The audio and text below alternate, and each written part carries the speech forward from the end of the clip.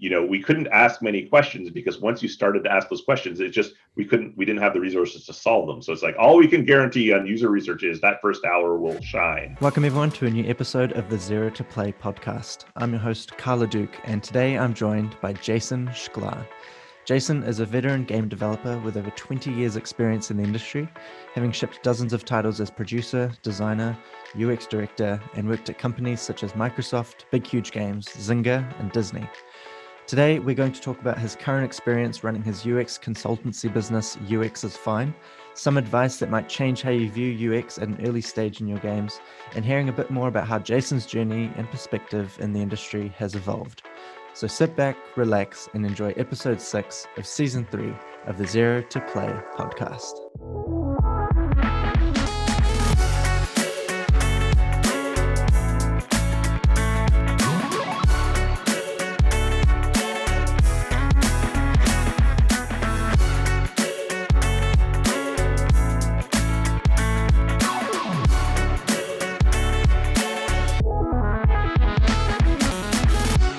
Welcome, Jason, to the show. Thanks for joining me. It's a pleasure to be here, and it's nice to hear I feel like I'm almost at a professional wrestling match where I'm walking down, the music's playing to my theme song. Yeah. Cool. Yeah, no, that's good. I hope it lifts the mood a bit. Awesome. So this is going to be a fun conversation. I'm really excited for where this is going to go. We've spoken a bit already, so I know a little bit about you and your background. And I have this really interesting question. Actually, I have a lot of questions about UX is Fine and just having a consultancy business. So my first question is, when you get a new client and you say don't know much about them and you walk into their office or you get sent the first build, what is your biggest fear of what they're lacking in the UX department? What is the worst case scenario for you to find out about them? Well, generally speaking, the worst thing is always the thing that happens, especially with the first engagement, which is we're probably too late to do all the things that you want to do. And so sorry, we'll get that next time. And really that's been over the years, how I've transformed it with my partners, transformed the business to coming in too late, and not having as much to work with in terms of flexibility, in terms of sort of any kind of strategic adjustments that need to happen, or any kind of heavy lifting that later on in production just becomes even heavier lifting. That a lot of that stuff is just plain off the table, right? And so that is one of the biggest fears. Thankfully, as the industry matures and gets a better understanding of the importance of UX and how much money you save and how much better the project is by using and engaging with UXers earlier on, that doesn't happen as frequently. But that's always, and that's the logo. It expresses the truth, right?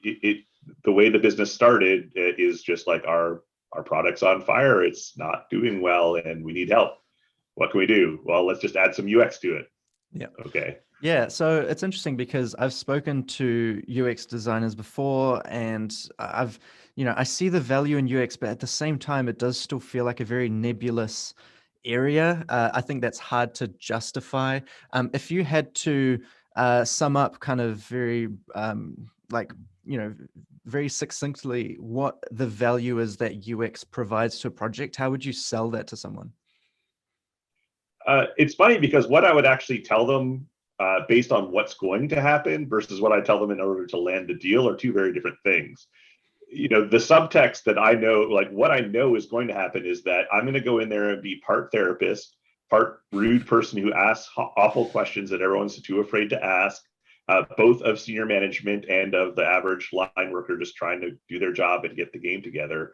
And as it turns out, when you have expensive software that people are invested in, you kind of lose your way a bit, and there's certain battles that you've forgotten, that maybe the scars haven't healed, or you've made suboptimal choices because you couldn't get people to get buy-in. Not everyone is seeing the project in the same way. They're not aligned. And by being a fresh face in there, I can help teams sort of unpack what's going on, make sure that people are getting buy-in, and then all executing against the same type of thing. Because often what you find at any project, UXers aren't the only ones to find this, is that there's usually some fundamental misalignment between business, creative, and product. And that's just a natural thing with a big, expensive project. So if I went in and said, I'm going to fix this for you, first they say you're not charging me enough because I should be paying someone like hundreds of thousands of dollars to do this kind of strategy work. So that would be the first thing. And the second thing is, all I want is UX. Like, can't you just make some menus and make some of our screens like less bad and prettier? And so I've had to walk the line a bit over the years, because it oftentimes, a few years ago, they'd come in and they'd be like, yeah, we made this game and it's awesome, but the UI and the UX is not very good, so we just need that fixed. And that's not really how UX works, as it turns out. So I'm curious as to what your process is. Do you have do you play, the first playtest of every build is probably really important. Do you have a specific like note-taking strategy, or how do you deconstruct someone's game from the first experience? Well, that's interesting, because again, that really depends on where you are in the life cycle when you approach it. And so expert evaluations and things like that are great when you have some sort of context in terms of where are they in development. And so what you'll want to know is these are really just like scientific research question. Your game is actually a way of testing hypothesis. The hypothesis is that if I put people through this experience, they should get that. If you're putting them through a shipped game, then you should get them to, the hypothesis is they will react after that the way they would react to a final shipped polished game, right? So you want that equivalency. Before then it's more of, what are the specific problems? So it's like, oh, well, this is based on very established mechanics. It's a chess game, right? People know how to move the pieces. We're only going to recruit chess players. And what we want to know is we have a new threat detection model. So, it catches you before you make a bad move that might get copied. And so our hypothesis is that learning players, if they get more feedback before they make a move, they won't be feel crushed when they do something dumb and then they get killed by their opponent or whatever, right? So your hypothesis would be, this game improvement or change will lead to people noticing it and then responding appropriately to it and enjoying that and progressing further. And so playtesting it, then you decide, well, did I notice it? When I noticed it, how did I act on it? Did I act on it in a way that improved my experience that was intended by the designer? And if so, then okay, we've answered that question. If not, well, first, what were the blockers there? Like, was the feedback not enough? Was it still frustrating? Or maybe it all worked, but the person actually just was like, yeah, I'd rather not do this. And so, okay, well, even though it does the job it's supposed to do, it's not really getting the emotional response that you expected from the player. And so different levels of playtests are, some of them are just like, can I navigate around the world? And maybe combat challenge isn't that important. So just, every battle's pretty easy, but I'm spending time exploring, getting immersed in it. Whereas then another playtest later down the road, when you're going to get a bunch of people playing through it, well, part of what makes a game like that exciting is challenge, like the right amount of challenge, dying the exact right number of times, feeling like you're just about to die and then surviving and things like that. And that's a very different type of playtest that you'll want to do at that point. Yeah, it's funny that you mentioned that it's like you're being a therapist, because you're a therapist, but you're not actually trying to make people feel good. You want to walk that line where they feel almost like quitting, but then they have that sense of mastery and that they've overcome something. I find that really fascinating. So it's I'm sure you could provide a lot of value to therapists, because you're looking at games in a completely different angle, perspective than they would be. One question I want to ask before I forget. Sorry, yeah. Did you have anything to add to that? Oh, well, serious games are a thing and a big thing, and people work on mental health, therapies through gameplay and things like that. I was talking to some serious game developers this morning about some games that they're working on for dealing with phobias and stuff like that. Gaming is a great space to be in for any kind of therapeutic, educational, training interventions. Totally. Yeah. And you seem to be in the right position to kind of touch all those things. It's good that you're interested in those, because I think being in UX or being a UX director, you kind of need to be curious about the human experience and what they're going through. So it's interesting how those skills kind of transfer.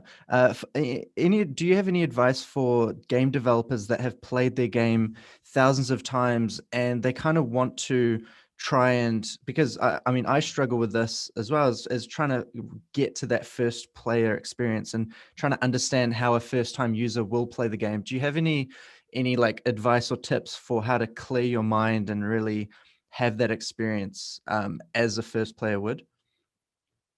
Short of what was that little device on Men in Black, like look into the red light and then erase all short-term memory or recent memory, retrograde or anterior grade amnesia, I can't remember. Like that, obviously, not achievable. What I think the best you can do, there's a couple of strategies, because really they have to be strategies, right? There's not like specific things you can do. There's processes that will help you reduce bias. One is you need to watch a lot of people who are new to the game play the game. Two is ideally you're watching them with someone who is trained in human behavior and who has a dispassionate view of the game, because they can start to get you to identify patterns of traps that people are falling into and things that, like, on the surface, when you look at them, you think there's no possible way someone could miss this or mess this up. Or if they did, it would be just because the person was an idiot, not that that the system was badly designed. You really need someone to help coach you through a bunch of those situations. And then you start to get that mindset of, just because it's logical to me, just because I'm using some sort of convention that I've seen everywhere else, doesn't guarantee that it's actually going to work the way that we intend it to work as designers. And so there's like the ability to just step back and say, just because I've looked at it and it feels right to me, it's not necessarily going to work. And then there's heuristics that you can use to help break those down. And some folks have come up with, like, some of the sort of leaders in UX thought have come up with like heuristic checklists and things like that you can go through and ask some of these questions. So at least you're systematically forcing yourself to pay attention to different screens and interactions, and double check whether there are any you've missed a key point there. But really, it is just like you gotta just understand that even people who want to succeed, who've played similar games, they're gonna struggle through no fault of their own and probably no fault of your own. But until you see the nature of how they failed, you just won't be able to do it yourself. And then the other thing is being open to feedback and how you drill in. So it's not that you can't get good feedback from other teammates who are also playing the game, but what you need to do is take the "I hate this" or "this is so stupid" or and you need to, like, actually learn how to work with that person and understand what is the underlying issue. And then hypothesizing, okay, well, that issue is an issue. Is it an issue for someone who's played 400 hours of the game? Is it an issue for someone who might be playing the first time? Just one quick anecdote would be, when I was working on Catan for Xbox Arcade, I actually, there's happened in a couple games, but I called this the tutorial part of it, which was a learn as you play. It wasn't a boring tutorial. You played the game, the computer just played with you. You didn't really get a lot of annoying prompts or anything. But the key thing for Catan, if you know it, is like when you roll the dice and the tile gets highlighted and then the resources come out, like, if that happens in real time really quickly, you're never going to learn that process. So I had learn as you play time, which for a person who's played hundreds of these games is like, oh my God, I could have gone, grabbed a beer, popped it, slammed it down, turned on the TV, turned off the TV, and then finally the resources are allocated. Like, this is taking for freaking ever. And what they fail to notice is, like, actually, as a first time, you're kind of nervous, and what might be half speed then is actually fine for people right then. When they finish the tutorial and into the game, then you slowly start ramping that speed back up. And I used to call that, I think I called that, like, Tim Train speed, which was like, he was the GM of the studio and one of the co-founders of the studio. And, like, I knew that if he was complaining about the speed, that I was doing it just right. Yeah. And on the card battler game, I had Giannis speed, who's a card battler designer.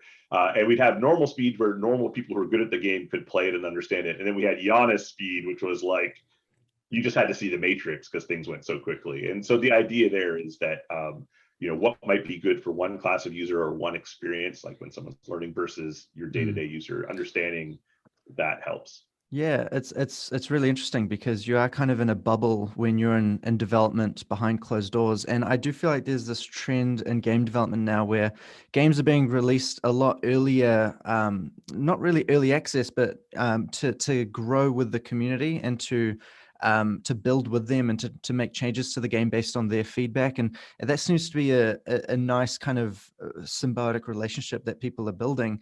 How does I know you mentioned this to me previously, iterative UX, and how how you can iteratively uh, make a game better once it's live. What are your thoughts and experience and how UX can play a part once a game is live and iterating and constantly updating? One of the key things you can do that's hard to do until you've learned the lesson is like the foreshadowing. So for instance, like in a free-to-play multiplayer game, it's or any game that's games as a service, you know, your game will look very different 2 years from now as it does today. You'll have to add on new features for elder players, and monetizing them in different ways, engaging and retaining them in different ways.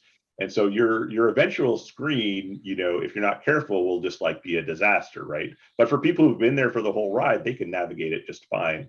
And so I'm always, it's like, okay, you want to ship with how many buttons and how many modes on the top screen? Like, that's where are you going to add new buttons, and also how are you going to solve the overload problem, right? So it's the sort of like giving those kinds of like best practices, like make sure you build the screen to be a little sparser on launch, and know that you have space where you can logically put things later. That's thing one. The other thing is like if you see UX as a process and you want to be responsive, you need to have tools and technology in place that allow you to do that. And that's an investment sometimes. I mean, sometimes you've already thought about it, but a lot of times you haven't necessarily thought about what does it mean to iterate on UX. Is it just reshuffling screens around? Is it reshuffling parts of screens? Can all the data talk to each other in a way that is performant, and those sorts of things? How do you think about performance of the, what kind of budgeting are you doing so that your fancy looking UI is actually performant, and that kind of thing. And so there's the sort of like the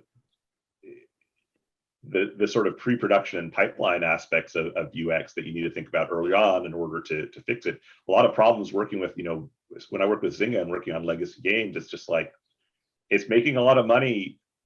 Fixing something might break it worse than it currently is, and we can't turn off the money siphon right now, so like we can't ever fix it. And so forward proofing in that area is something that you can that definitely need to think about early on. And then the other thing is, is that you need to really understand how to deal with your community, build a healthy community, and get the kind of actionable feedback that will make the game better.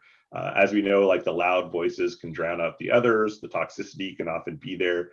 People can really like something or get attached to something, but not understand the implications of how that will actually make things worse. And so there's this entire, like, once you kind of gone social and out there, it has the potential to definitely backfire as well. So it's like that's a specific like skill set you need to think about before you just go live and then change something. In a talk that you did that I watched while researching this talk, you mentioned publishers and the role that publishers have when it comes to providing UX and research programs to their games. I would love it if you could expand a bit more on that, on kind of what kind of services some games should expect from their publisher, or could expect from some publishers, and like what that value kind of looks like for them. Sure. So when I started at Microsoft on the publishing side in 2001, they'd just been building the Microsoft Games Usability and Playtest Lab like in 2000 or late 99. And so this was something that developers were often hesitant about, because they're like, well, who are these grad school dropouts, and why are they going to tell us how to make our game better? Like, that doesn't make sense to us.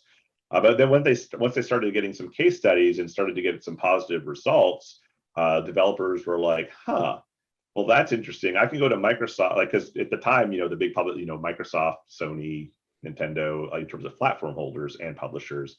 And we're like, well, and Microsoft sort of saw it as like there's a competitive edge as to why you might want to sign with us, is because not only do we have a lot of money so we can fund development, we also have a world-class QA organization. We also have marketing departments. We also, we offer you all these things for giving us a big cut of your revenue if the game's successful. And so what's one other way to mitigate risk? Well, and to like try to give your game the best shot at success, well, have some sort of user research component to it, so that that the game will be of a certain quality, so that when you start turning the marketing dollars on, that it'll hopefully sell well and you'll make a return on your investment. And so that's the now that most of the big publishers of AAA console types of games have those, and most of the big mobile publishers have capacities too. It's you'd probably have to be a bit more savvy in terms of, well, Jam Cities is better than Scopely's, but Scopely's is not as good as, like to do like you should, if you've got a decent enough budget title and you're working with a publisher who is spending a bunch of money on your game to get it out there, then user research should be part of that plan. It's just dollar for dollar, it's some of the best ROI you get in game development, at least coming from me. That is. So some of the things that you could ask for are iterative development, like getting usability tests along the way, putting the build in front of users who've never played it before, getting a report from a non-biased, ideally professionally trained observational behavioral psychologist or someone who studies HCI, to get that sort of objective, here's what people actually did. You could do some play testing to kind of get some subjective things. Usually there's standard ones like, was it challenging enough? Was it fun enough? Was it fast enough? Was it, boring? Was it frustrating? But then there's also like genre specific benchmarks you might want to hit, in terms of like, we're like, say it's a puzzle type of game, were the puzzles too hard or too easy? Like you can kind of benchmark where you are to where maybe your competitors are, or where you want to be. And those are the types of supports that, a well-funded publisher can provide to you. Yeah. And nowadays, you mentioned Microsoft, Sony, Nintendo as the platform and kind of big publishers. Who would you say are the kind of biggest publishers in the space now that kind of provide the most services and bang for your buck?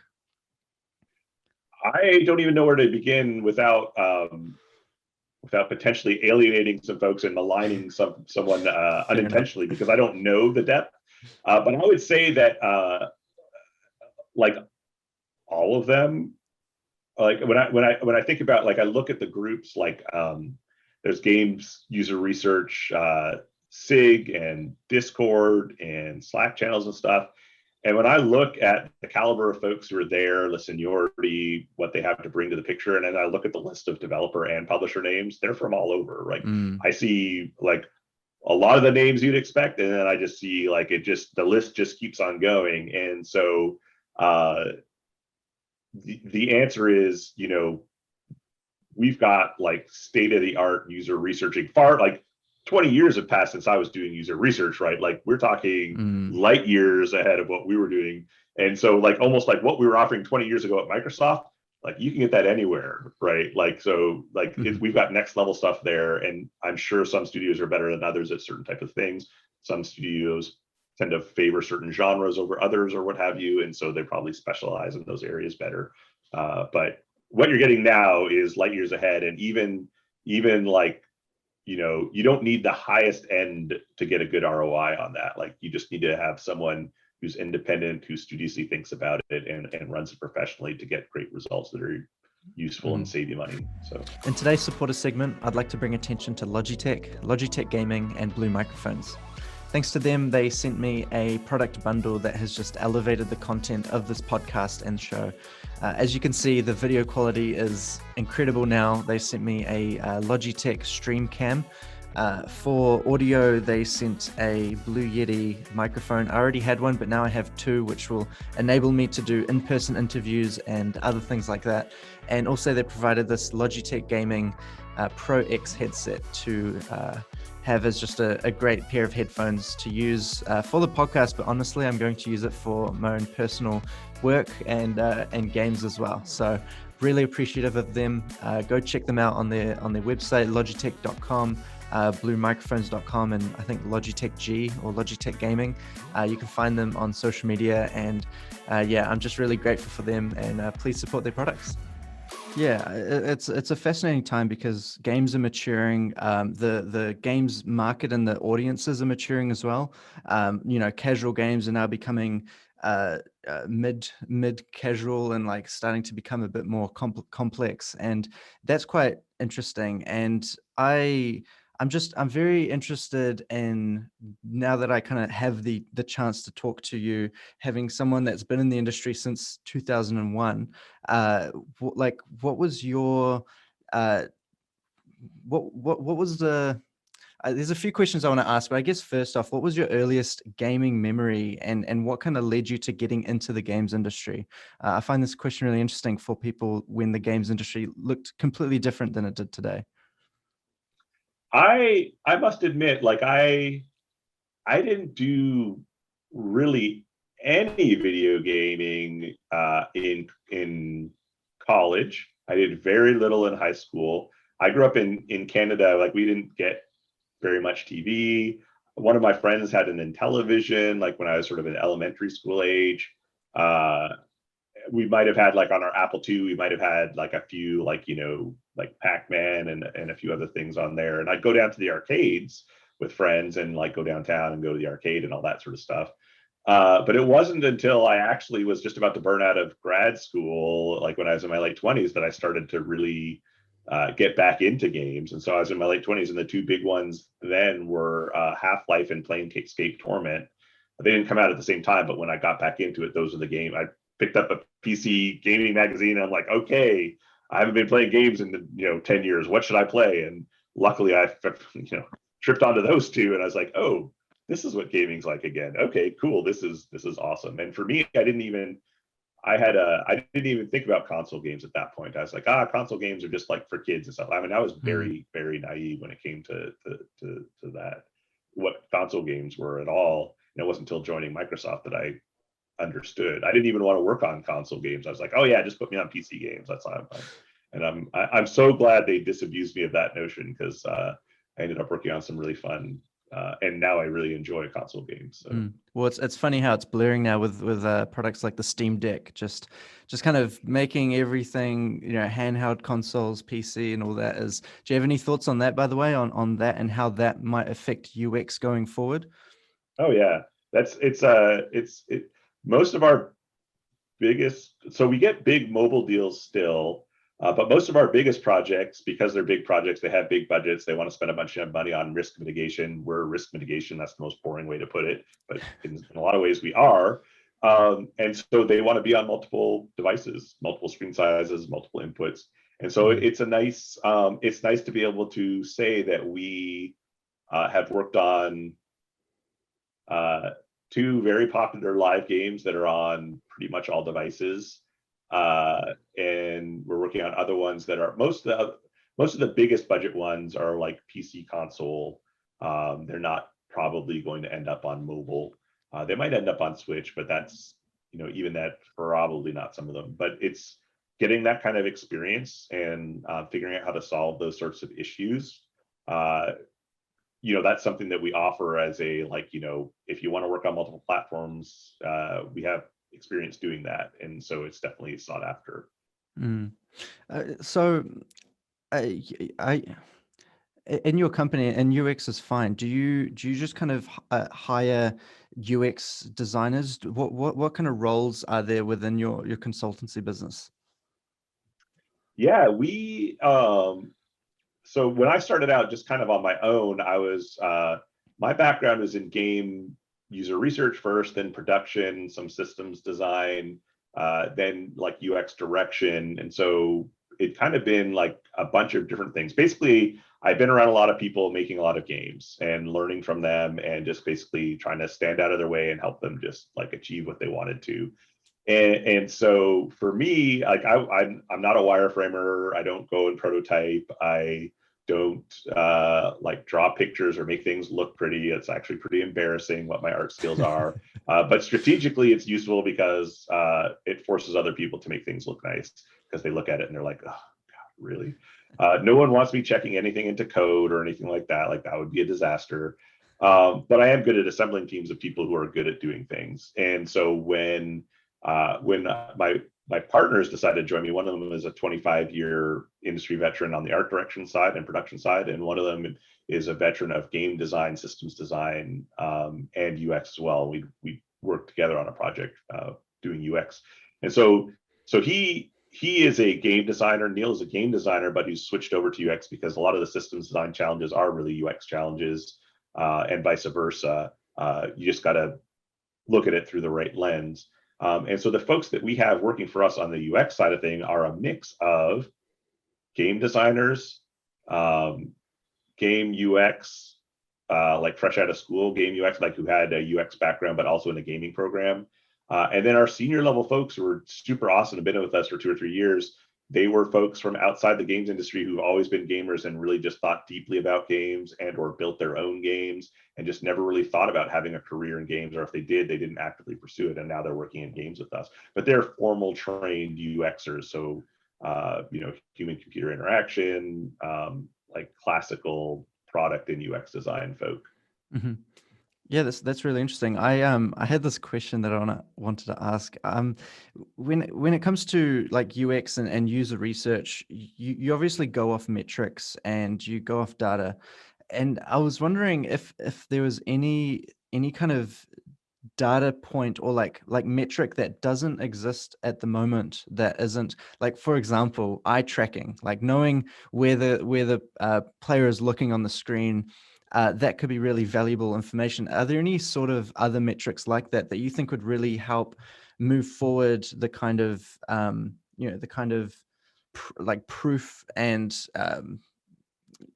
just to make better games? Is there anything that's like in the back of your head that you're hoping the world gets to one day?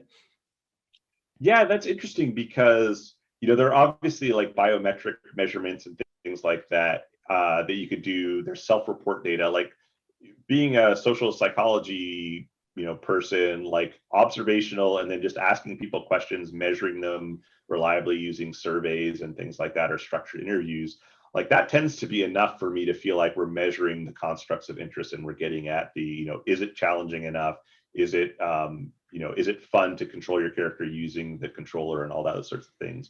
But the real thing is that I'd be interested in is anything that moves us further along what I call, or what other people call, the multi-method convergence. So the idea is that you're getting data from different perspectives and triangulating. Like, I don't believe for a minute that maybe it's someday you could have like the direct brain scan that would let you know like what you were thinking, what you were feeling, what you were doing all at the same time, plotted against the game and where you were and what you're doing. Like maybe that's possible, but like no one's going to convince me that like, oh yeah, we've got a new facial recognition, or we're measuring your heartbeat, or we're measuring your Galvanic sweat response. Like that in and of itself, right, I don't think is going to ever be super useful or interpretable in terms of answering big and important questions of what should I do to address this issue. Where you get the power is when you combine the metrics with the subjective and other forms of data. So that I think is it's once we can get more ways of collecting data, tracking those to events happening in the game, and doing it cheaply and unobtrusively, that's I think where it's going to start to become super interesting. So like it used to be that eye tracking, for instance, you'd have to go, you have a special $15,000 head mount, you'd put your head in there, you'd have to hold it still, like you couldn't even really play a game properly while you're now it's you get a little LED bar above your screen and you've got great eye tracking and it's not intrusive at all, and all of a sudden, wow, now that's super useful to have those data.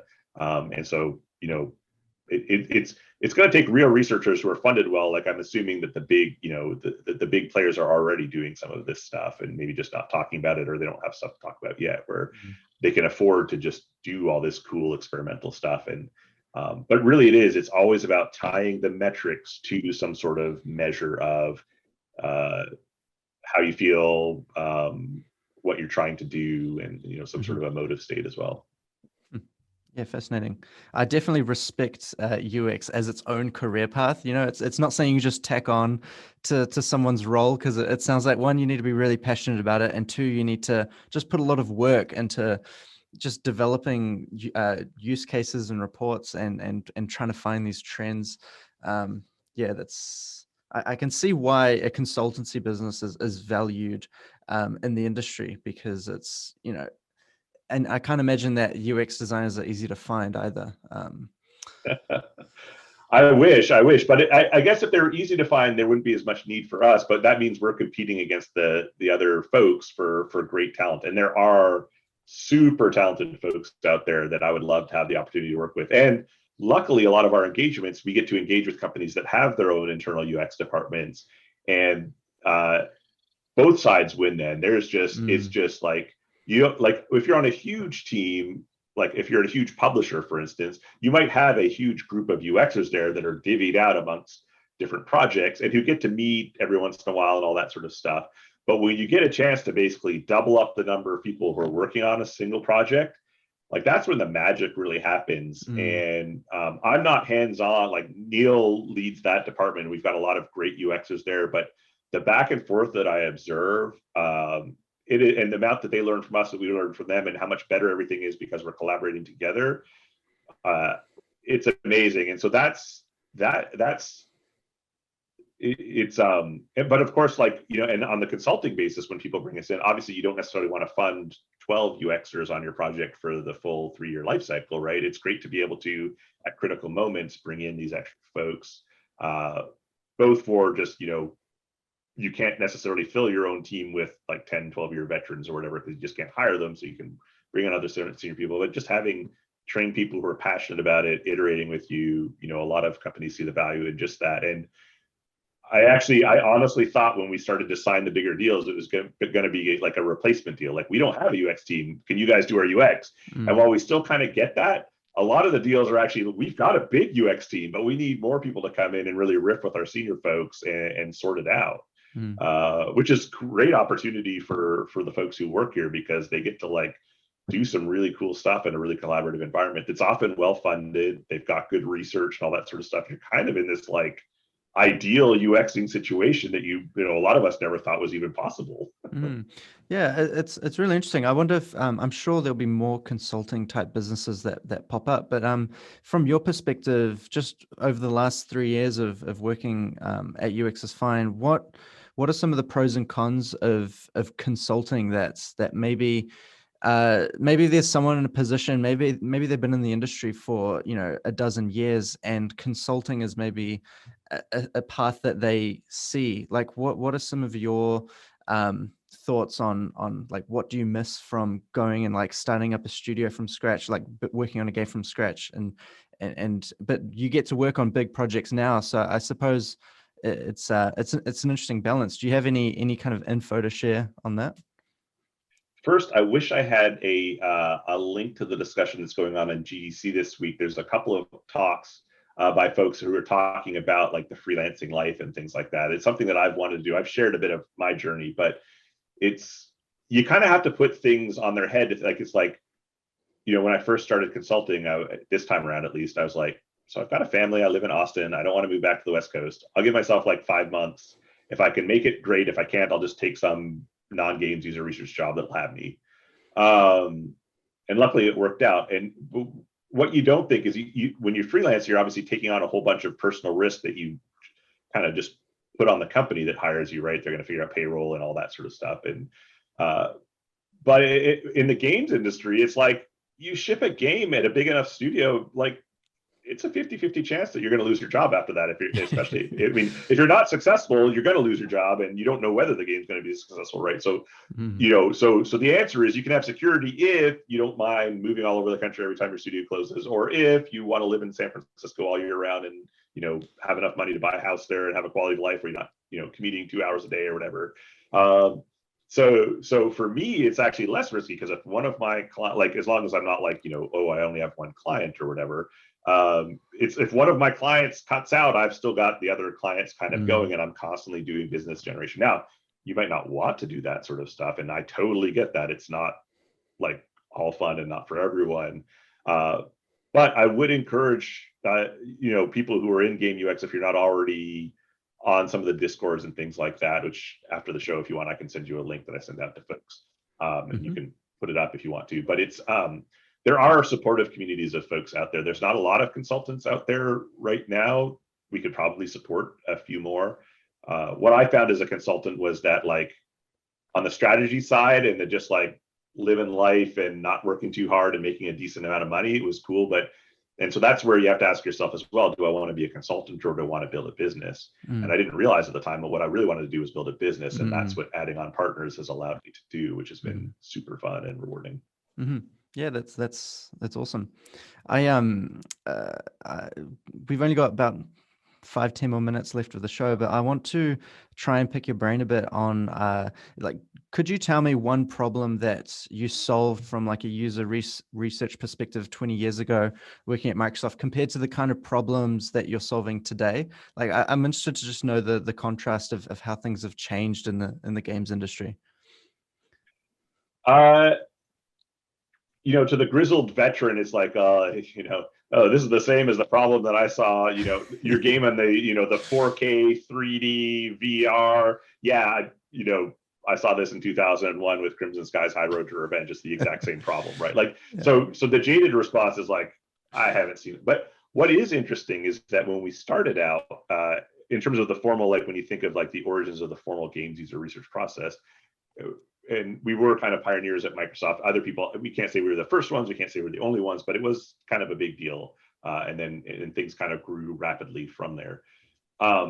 We call it the most critical hour thing that we could do because we had too many titles, not enough resources. We did the first hour of gameplay. We focused on the first hour of gameplay. These were AAA console games designed to be dozens, hundreds of hours. Like it used to be, you'd make, 60, 50, 67, 70 hour single player experiences. Obviously that's, that doesn't happen anymore really, at least from AAA space.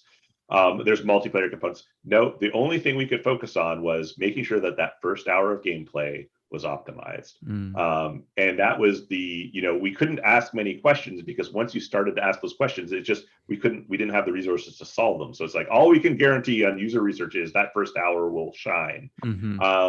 And then so it broke it down into like, okay, well, people need to get in, they need to be able to get into the action really quickly. They need to have like at the 5-minute mark, they need to be having like getting some of the core mechanics and having some fun exploring it. By 10 minutes, they need to have the HFF factor, which is the holy fudge factor, right? They need to be like, this is why I'm here. And oh my God, like this is going to be the best game in the world. And then, they got to lose track of time. And then, when we tell them time's up, they're like, oh, darn, like, when does this come out, right? Like, that was what we did then, right? And nowadays, it's like, well, it's kind of similar, actually, except, like, you've got basically, like, 5 minutes, not an hour. It's like, you're like, and moreover, obviously, you're optimizing those first 5 minutes. But the nice thing is, because they're only 5 minutes, you can actually, like, you can focus on all other aspects of the game and making sure that part of the game is really cool and awesome and working. And then you can just optimize the first 5 minutes to make it more like a wider funnel of people likely to get into the game and make it to the awesome moments. But yeah, we've just basically said that first hour was all we could do. Now it's first 5 minutes is critical, but as it turns out, we can work on the user experience of the entire game and really sort of nail that before we need to work on those first 5 minutes. And we can continually optimize them if we learn different things, or if we market ourselves to one type of game audience versus another, we can optimize the initial experience for both of those.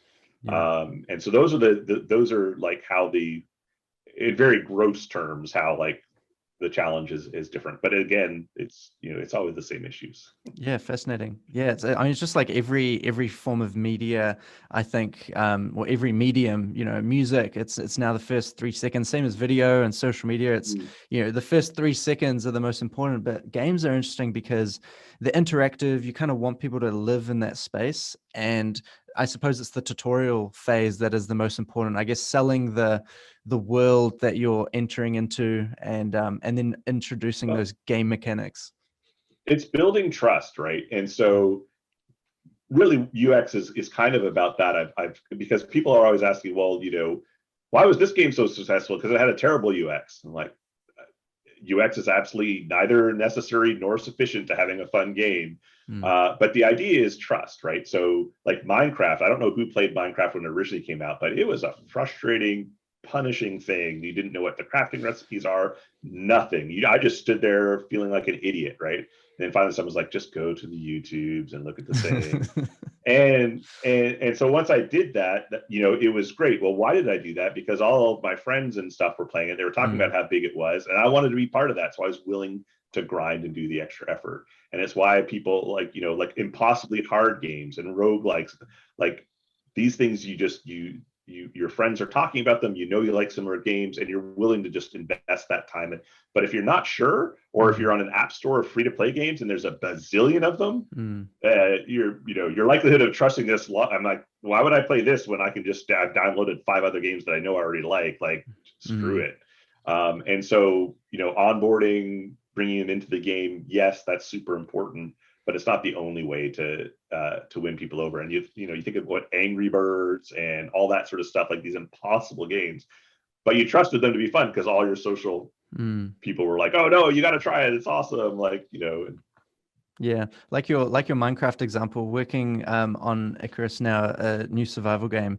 It's the same. We have the same discussion where games like Ark, people go to wikis online to look at crafting recipes and things, and the game almost becomes dependent on those wikis being updated with every update, and it's just an interesting conversation because you're kind of reliant then on your gamers having a full experience on a third-party wiki that isn't controlled by you. It's controlled by the community and managed by them, and it's a I think a double-edged sword in some ways, because you're relying on the community to kind of solve those problems themselves. It's the problem of people, right? It's amazing when it works out well and it's pro-social and no one's doing anything bad, and then it sucks when you've got trolls and people selling illicit items or cheats and all that sort of stuff, right? And but as a developer, watching a community just go nuts over your game and like play it in ways you never anticipated and provide amazing feedback that you're like, yes, like of course that's going in the next feature launch or whatever. Like it is intoxicating, right? And it can be a very, very exciting and healthy thing, but it also that the term like never read the comments or whatever, that definitely applies to in some sense. Totally. In a lot of cases. So the last question I have, and this is going to be a bit of a risk of a question, because I understand UX you can't really answer without knowing the genre, the platform. There's so many like specific nuanced details that go into it. But if you were sitting on a flight with an indie developer right next to you, and he was telling you that he was really struggling with his game and he just wasn't sure why it wasn't feeling fun or whatever it might be, are there any kind of 3 broad UX tips that you can suggest to make someone go through the development phase and just kind of see their game from a different angle and maybe spot things that they could improve? Yeah, definitely. The one thing would be to really encourage them to, as hard as this might be, to actually just hand it to someone, and if they need to, like duct tape their mouth shut, and really just watch. The other thing to do would be, especially if they themselves don't necessarily trust themselves, if they are the sole developer on an indie game and they haven't done games before, then they'll need someone else to watch and take notes, because you won't be able to do that yourself the first time. The second thing is to really step back and ask yourself, am I developing this game for me? Because it's a passion project and I want to just have this thing that I am proud of because it reaches my personal utility. And there's nothing wrong with doing that sort of game development and artistic. People have hobbies, right? That's fine. If you want to be a professional game developer though, and you want to make some money, as you got to get over the fact that like there is a business aspect to it. And so that means that either you need to find a real need out there and fulfill it in a way that people want it and they'll pay you for it, or you need to do some market research on your own and figure out, well, one of the reasons, maybe the way I'm designing it or thinking about it is just, not appealing to other people in a way that they would want to play it and pay it, or they're just I can't find people who want it. And the third thing is if internally they're just feeling like I'm playing it, I'm frustrated and I don't know why, that's when, as an indie developer, hopefully you already at least have a trusted network of people. I'm not saying you have to reach out to UXers or whatever, because a UXer may not be actually what you even need at that point. But you need to have a trusted network of other folks in the industry who you can hand the game to and just say, look, I need another set of eyes on it. And just the process of lowering your defenses, handing it to someone else, letting them talk about it, reacting to it in a non-defensive way, and then allowing yourself time to process it. It's not easy to do, especially if you've been, you might be the indie developer where you have to fund yourself, or you might be the person who has a day job and is just trying to do this in their off hours and they're crunching really hard. But the hit rate of games is so low. Like you've got to be able to either just walk away if it's not going to work, or figure out ways to make it work if it needs to be commercially successful. And those are the questions you have to just step back and ask yourself. And it's I've had those hard discussions with some folks who have smaller studios, and eventually, not because I say it, I'm sure they get other advice too. They'll kill that game. They're just like, yeah, that game was never just going to make it. And then they made something else, and it's like the second time was the charm, right? And maybe it's the third time, maybe it's the fourth, but sometimes you just have to walk away too. So yeah, follow your gut. There isn't really any hard and fast rules for that. But yeah, that's really well said, and I'm sure it'll help a lot of the people listening that might be in that position. So thank you so much, Jason, for coming on the show. If anyone is interested in UX support, they can go to, I think, is it uxisfine.com as a website if you need some UX consulting. If you want to follow Jason and his journey, you can connect with them on LinkedIn at Schklar, which is SCHKLAR, or on Twitter at Jackal's Horns.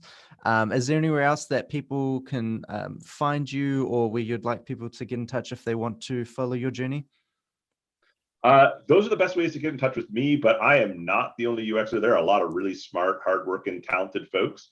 And hopefully I'll send you a link, but I'll put the link there are a lot of Discord. resources. Yeah, there's the Discord, the SIG group. Like, definitely talk to other folks as well. There's a lot of great folks out there, and they're usually very giving of their time and happy to chat. Awesome. Yeah. Well, thanks, Jason. I really appreciate it, and all the best with your next projects that you take on board and try and fix from burning in the fire. Thanks a bunch. This has been great. Thank you so much for listening to this episode of the show. I hope you found it valuable and learned something new about game development and the future of games. If you did, I'd love to hear about it. Please message me on Twitter at @0toplay, and we can keep the conversation going there. If you want to hear the latest news of the show as soon as it's released, you can sign up to our newsletter or follow us on Twitter. For all of our episodes, you can find us on YouTube, Spotify, or your favorite podcasting service. All links can be found in the description below. Take care, and see you all next week for a brand new episode.